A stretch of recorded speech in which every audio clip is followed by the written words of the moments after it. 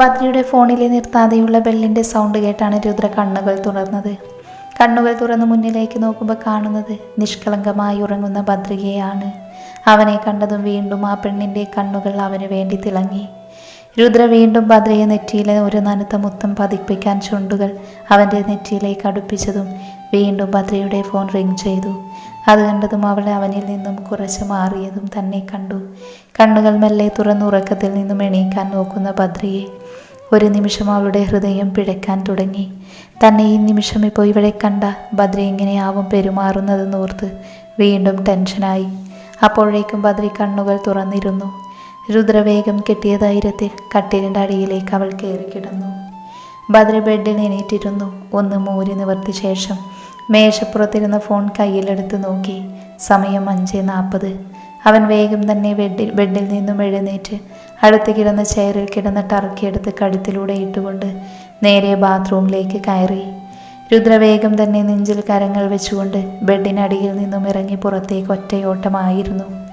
ബദ്രിയുടെ റൂമിൻ്റെ വാതിൽ തുറന്ന് പുറത്തേക്ക് ഇറങ്ങി കതക് നന്നായി ചാരിയ ശേഷം നെഞ്ചിൽ കരങ്ങൾ വെച്ചുകൊണ്ട് അവൾ ശ്വാസമൊന്നെടുത്തു.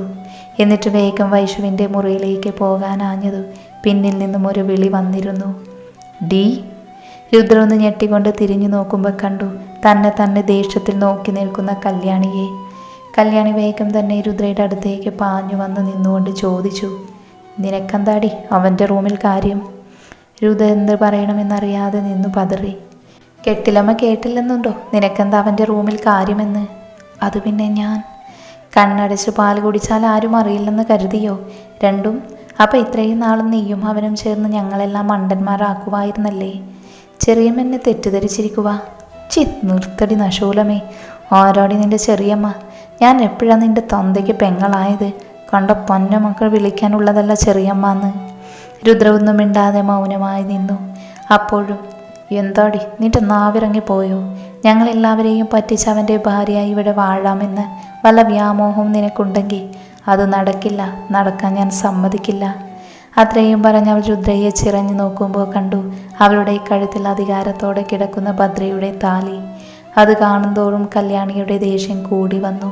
അവൾ വേഗം വന്ന് രുദ്രയുടെ കഴുത്തിലെ താലിയിൽ പിടിമുറുക്കിയതും അവൾ ഞെട്ടിക്കൊണ്ട് കല്യാണിയെ നോക്കി.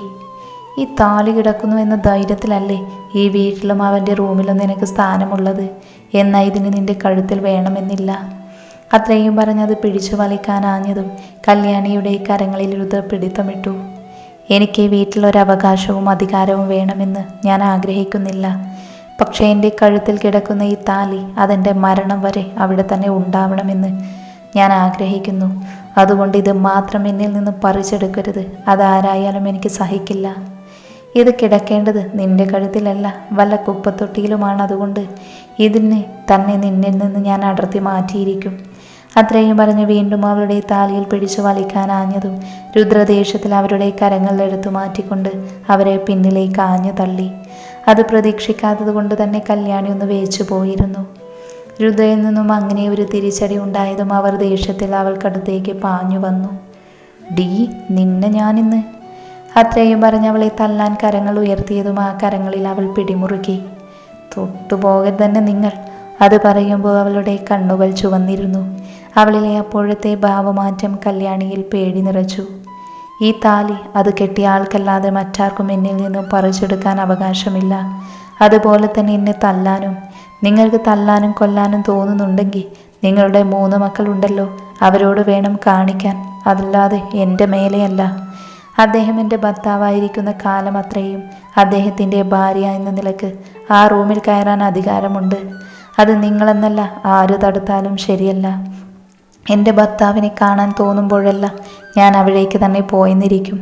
അത്രയും പറഞ്ഞ് അവരുടെ കരങ്ങളെ പിന്നിലേക്ക് തള്ളിക്കൊണ്ട് പറഞ്ഞു, എൻ്റെ താലി പൊട്ടിക്കാൻ ശ്രമിച്ച നിങ്ങളെ എനിക്ക് തല്ലാൻ അറിയാഞ്ഞിട്ടല്ല, മറിച്ച് നിങ്ങൾ വയസ്സിന് മൂത്ത എൻ്റെ അമ്മയുടെ സ്ഥാനമുള്ളൊരു സ്ത്രീയായി പോയെന്നുള്ള പരിഗണന കൊന്നുകൊണ്ട് മാത്രമാണ് എന്ന് കരുതി എപ്പോഴും ഈ ഔദാര്യം എന്നിൽ നിന്നും കിട്ടുമെന്ന് പ്രതീക്ഷിക്കേണ്ട. അത്രയും പറഞ്ഞ് അവരെ നോക്കാതെ പോകുന്ന രുദ്ര പോയ വഴിയെ നോക്കിക്കൊണ്ട് അവൾ ദേഷ്യത്തിൽ പറഞ്ഞു, ഇതിന് നീ അനുഭവിക്കും. കാരണം നീ നോവിച്ചത് ഈ കല്യാണിയെയാണ്. ഇനി ഒരു നിമിഷം പോലും നിന്നെ വീട്ടിൽ വെച്ച് പൊറുപ്പിക്കാൻ ഞാൻ സമ്മതിക്കില്ല. അത്രയും പറഞ്ഞ് മനസ്സിലെന്തോ ഉറപ്പിച്ചതുപോലെ അവർ അവിടെ നിന്ന് പോയിരുന്നു. രുദ്ര റൂമിലേക്ക് വരുമ്പോൾ കണ്ടു തന്നെ ചിറഞ്ഞു നോക്കിക്കൊണ്ട് കരങ്ങൾ ഇടുപ്പിൽ കുത്തി നിൽക്കുന്ന വൈഷുവിനെ. അവളെ നോക്കി ഒന്ന് ചിരിച്ചിട്ട് ബാത്റൂമിലേക്ക് പോകാനാഞ്ഞതും വൈഷുവിൻ്റെ വിളി വന്നു. ഏട്ടത്തി ഒന്ന് നിന്നേ.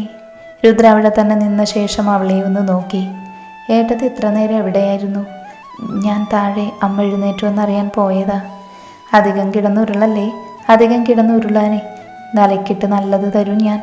ഇന്നലെ രാത്രി ഇടയ്ക്കെണീറ്റപ്പോൾ തന്നെ മനസ്സിലായി ഏട്ടത്തി എനിക്കൊപ്പം ഇല്ലെന്നുള്ളത്. പിന്നെ ഏട്ടനെക്കുറിച്ച് അമ്മ പറയുമെന്ന് പറഞ്ഞതുകൊണ്ട് അതറിയാൻ അമ്മയ്ക്കടുത്താവുമെന്ന് കരുതിയ ഞാൻ കിടന്നുറങ്ങിയേ. എന്നാൽ കുറച്ചു മുന്നേ പുറത്ത് നടന്നതെല്ലാം ഞാൻ കേട്ടു. അപ്പോഴല്ലേ മനസ്സിലായത് അമ്മയുടെ അടുത്തല്ല എൻ്റെ ഏട്ടൻ്റെ അടുത്തായിരുന്നു എന്ന കാര്യം. അതിന് രുദ്രയൊന്ന് ചിരിച്ചു. എന്നാലും ഏട്ടത്തിയുടെ ധൈര്യം സമ്മതിക്കണം. ആ വെട്ടുപോത്തിൻ്റെ റൂമിൽ എന്ത് ധൈര്യത്തിൽ പോയി രാത്രി കിടന്നത്? അതിനത് വെട്ടുപോത്തൊന്നുമല്ല. ഓ, ഭർത്താവിനെ പറഞ്ഞപ്പോൾ ഭാര്യയ്ക്ക് പിടിച്ചില്ലെന്ന് തോന്നുന്നു. എന്നോടൊക്കെ ഏട്ടൻ സ്നേഹത്തോടെയാണ് പെരുമാറുന്നതെങ്കിലും ഏട്ടത്തിയോട് കാണിക്കുന്നതും ചെയ്യുന്നതുമൊക്കെ കാണുമ്പോൾ ശരിക്കും വെട്ടുപോത്തിനെ പോലെ തന്നെയാണ്. ഡീ വാങ്ങുന്നു എൻ്റെ കയ്യിൽ നിന്ന് കേട്ടോ. ഓ പിന്നെ, പക്ഷെ എന്തൊക്കെ പറഞ്ഞാലും ശരി, ഇപ്പം എൻ്റെ ഏട്ടത്തിയോട് കുറേ കൂടെ ലവ് തോന്നുന്നുണ്ട് എനിക്ക്. കാരണം എന്തെന്ന് ചോദിക്കെന്നോട്, വൈഷു രുദ്രയെ നോക്കി പറഞ്ഞു. എന്തേ? ഏട്ടത്തി ആ രാക്ഷസിയുടെ കൊമ്പൊടിച്ച് വിട്ടില്ലേ, അതെനിക്കിഷ്ടമായി. അതുകൊണ്ട് കുറച്ച് ദിവസത്തേക്ക് ശല്യത്തിന് വരില്ല. ഇനി അഥവാ വന്നാൽ തന്നെ മുന്നും പിന്നും നോക്കാതെ തല്ലിക്കോ. ഏട്ടത്തിക്ക് പിന്നിൽ എന്തിനും ധൈര്യം തന്ന് ഞാനുണ്ടാകും. അവസാനമില്ലാത്ത ധൈര്യം തന്ന് നീ എന്നെ ഈ വീട്ടിൽ നിന്ന് പുറത്താക്കുമോ? ഇല്ല ഏട്ടത്തി, അങ്ങനെ ചെയ്യുമോ ഞാൻ? അതും ഏട്ടത്തിയോട്. അഥവാ പുറത്തായാൽ എൻ്റെ ഏട്ടനെ കളഞ്ഞിട്ട് വേറെ കെട്ടിക്കോ. അതും ഞാൻ തന്നെ കണ്ടുപിടിച്ച് തരാൻ വേണമെങ്കിൽ. അത് പറഞ്ഞൊരു കണ്ണടച്ച് കാണിച്ച് ചിരിച്ചുകൊണ്ട് നിന്ന വൈഷുവിനെ രുദ്ര തല്ലാൻ ഓടിച്ചു. നിന്നെയുണ്ടല്ലോ ഞാനിന്ന് ശരിയാക്കുന്നുണ്ട്. അത്രയും പറഞ്ഞ് അവൾക്ക് പിന്നാലെ രുദ്ര ഓടുമ്പോൾ അവളും ഓടി.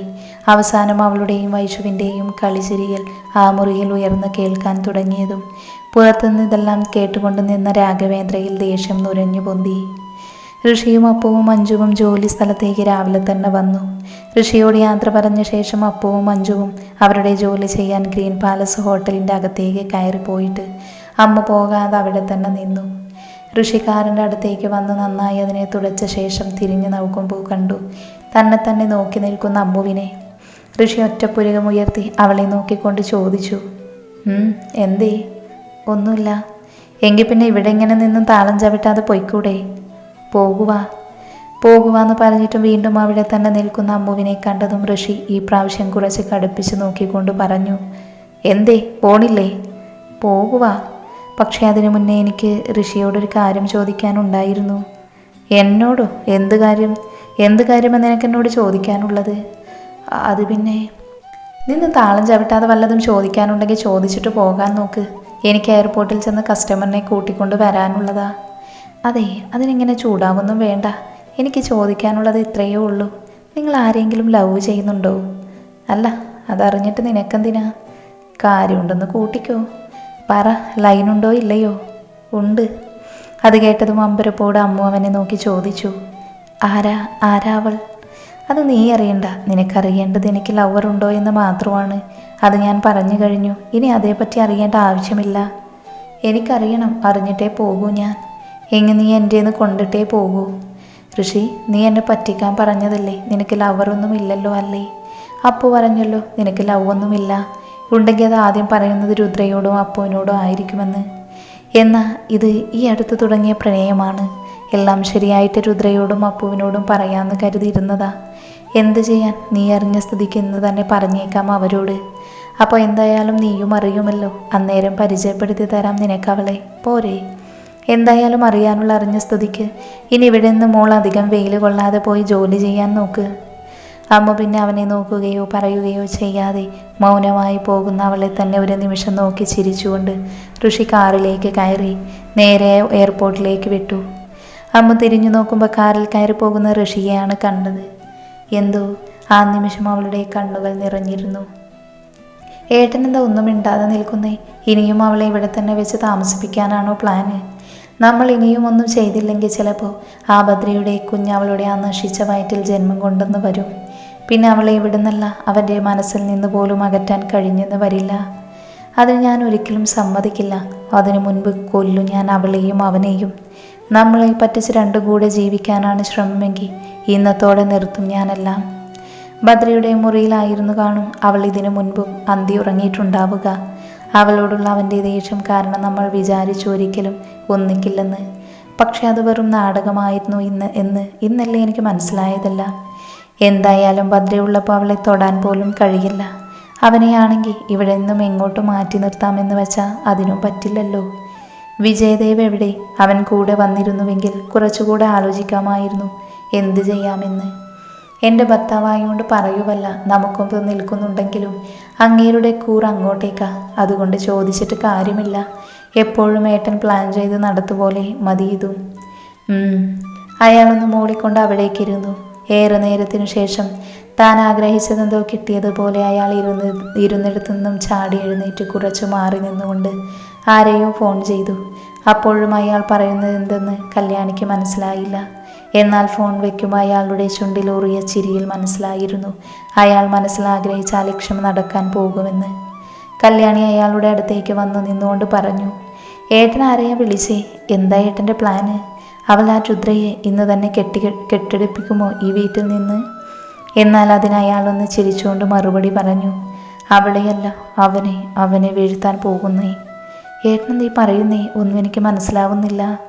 അവൾ ആ പന്ന മോളെ ഇവിടെ നിന്ന് പോകണമെങ്കിൽ ബദ്രി അവൻ വീഴണം. അവൻ വീണാലേ അവളെ തൂക്കാൻ പറ്റൂ. ഞാനിപ്പോൾ വിളിച്ചത് അമറിനെയാണ്. ബദ്രിയെ ജീവിതാവസാനം വരെ ഒന്ന് തളർത്തി കിടത്തുക. ഇത് നേരത്തെ വേണ്ടതായിരുന്നു. പിന്നെ നമ്മുടെ സമയം ഇപ്പോഴാ തെളിഞ്ഞതെന്ന് കരുതാം. ഏട്ടൻ ഇങ്ങനെ വളച്ചു കെട്ടാതെ കാര്യം പറ. ബദ്രി അവൻ്റെ കയ്യിൽ നിന്നും ഈ കണ്ട സ്വത്തുക്കൾ മുഴുവൻ നേടിയെടുക്കാമെന്ന് കരുതി ഇനിയും കാത്തിരുന്ന എല്ലാം കൈവിട്ടു പോകും. അതുകൊണ്ട് തന്നെ ഒറ്റയടിക്ക് അവനെ കൊന്നിട്ട് ഇത് നേടാൻ നോക്കിയ എല്ലാവരിലും സംശയം തോന്നും. അതുകൊണ്ട് അമറിനോട് പറഞ്ഞു ആ ബദ്രയുടെ ഒരു കാലും കയ്യും ഇങ്ങെടുക്കാൻ. അതാവുമ്പോൾ എഴുന്നേറ്റ് നടക്കാനാവാതെ ഇഴഞ്ഞു ജീവിച്ചോളും അവൻ. പിന്നെ സ്വത്തുക്കൾ നമ്മൾ പറയാതെ തന്നെ എല്ലാം നമ്മുടെ കൈക്കലായി വരും.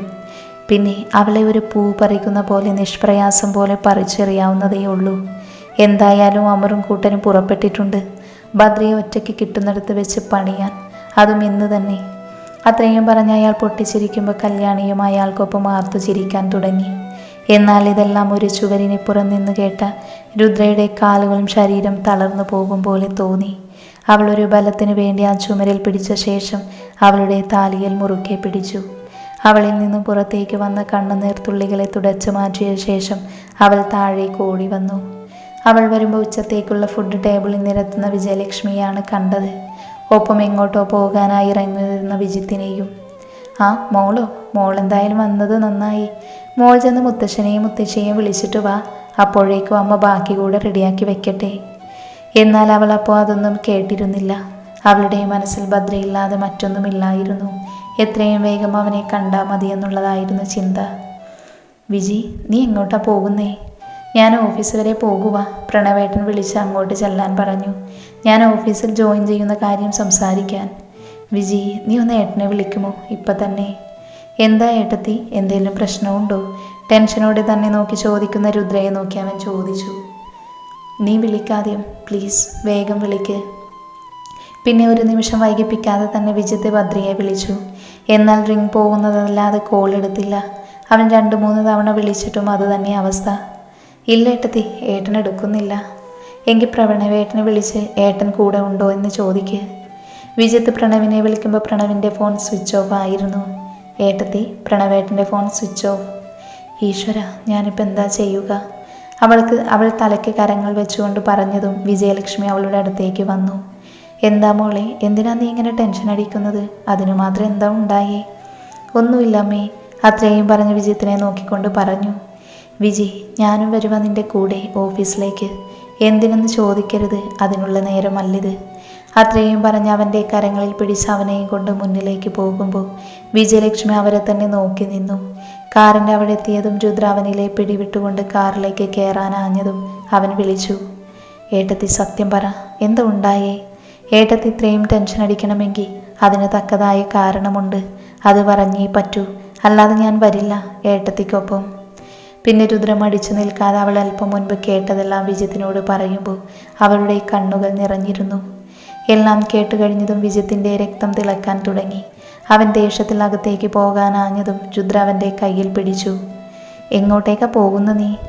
ചോദിക്കാൻ, അല്ലാതെ പിന്നെ. ഇതിങ്ങനെ വിട്ടുകളയാനാണോ ഏട്ടത്തി പറയാൻ പോകുന്നേ? എങ്കിൽ ഇത് തന്നെ ആവർത്തിക്കും അവർ. ചോദിക്കില്ലെന്ന് പറയില്ല ഞാൻ. പക്ഷേ ഇപ്പം എനിക്ക് പ്രധാനം അദ്ദേഹത്തിൻ്റെ ജീവനാ. അതിനൊന്നും സംഭവിക്കാൻ പാടില്ല. അത് കഴിഞ്ഞ് ചോദിക്കുകയോ പറയുകയോ എന്ത് വേണമെങ്കിലും ആവാം നമുക്ക്. പിന്നെ വിജിത്ത് ഒന്നും ചിന്തിക്കാൻ നിൽക്കാതെ രുദ്രയെയും കൊണ്ട് അവിടെ നിന്ന് പോയിരുന്നു. കാറിലിരിക്കുമ്പോഴും അവനൊന്നും സംഭവിക്കരുതേ എന്ന് തന്നെ അവൾ മനമുരുകി പ്രാർത്ഥിച്ചുകൊണ്ടിരുന്നു. ഇതേ സമയം ഭദ്ര ഓഫീസിൽ നിന്നും പുറത്തേക്ക് പോകുമായിരുന്നു.